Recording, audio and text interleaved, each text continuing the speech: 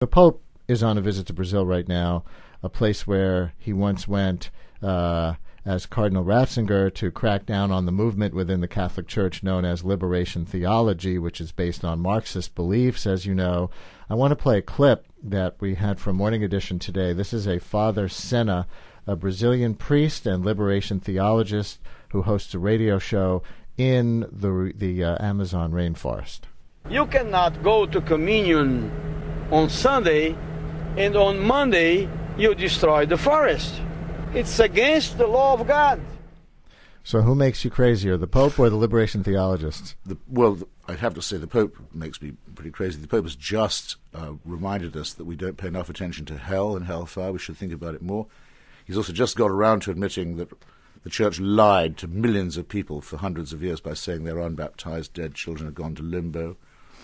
He's a disgusting figure, and as I say, if you want to know what his morals are like, he's a man who thinks that condoms are worse than AIDS. So, I wish there was a hell for the man to go to. It's a pity there's not. But the clip you just heard is someone raving the sheerest nonsense. Of course you can go to communion one day and cut down the rainforest the next. In fact, God might tell you to do that, and if he did, you'd have to. To say that not cutting down the rainforest is against God's law is to make a statement that is absolutely without meaning. Two things before you go. One, are you on a quest to convert people, if you will, to your point of view because you think if we have more atheists or anti-theists, the world will be a better place? Well, I think that's a nice statement of my mission in the long run. In the more immediate run, what I'm trying to do is help to stiffen what I think is an increasing resistance to clerical and religious bullying, to the attempt to teach trash in the schools, to the violence of the parties of God all over the Middle East, to the ridiculous teachings of the Church on sex and so on. I think the signs are that people are beginning to have had enough of this and to fight back a bit. That's my immediate aim. And to make a segue to our next segment, because you come from where you come from, and I know you've watched this situation for many years, there was a milestone in the Northern Ireland peace process today. Today is the official beginning of power sharing. In the North, for the first time, they came up with a solution that seems to accommodate the religious divide that has caused so much violence for so many years between Catholics and Protestants, though maybe religion itself wasn't really the issue. How pivotal do you think this moment is? My first journalistic assignment was to go live in Northern Ireland, cover Northern Ireland in the early 70s, a very hot period. I've remained passionately interested in it ever since. Of course, it was a fraught situation of competing nationalism made infinitely worse by sectarianism and religion, infinitely worse.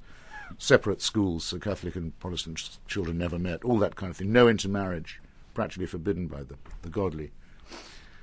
And to be absolutely honest, it makes me slightly sick to see a man like Paisley, who should have been in jail a long time ago for the things he incited and covered up for, the violence and cruelty that, using his clerical cloth, he was responsible for. And Martin McGuinness, a man who knows literally where some bodies are buried, and whose organization was, too intimate with the Church of Rome. I think it's a bit of a carve-up between these two gangsters, I've got to say.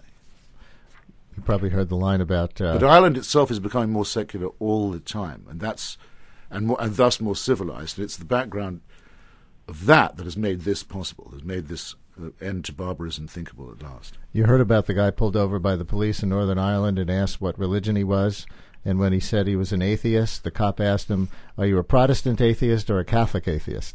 It's in my book. It's in your book? Yeah. Christopher Hitchens' new book is God is Not Great, How Religion Poisons Everything. And Christopher Hitchens will be doing an appearance this evening. It will be at the Union Square, Barnes & Noble, at 7 o'clock. Is that going to be a reading? It'll be reading. Be there or be square. Impromptu debates. And of course, take on all comers. Yes. By the way, that's my other mission statement. Everywhere I go, debate somebody. Christopher Hitchens, thanks a lot. Very nice of you to have had me. Brian Lehrer on WNYC. Coming up, a call-in for any Irish people listening or Irish Americans on what the Troubles have meant to your family. Stay with us.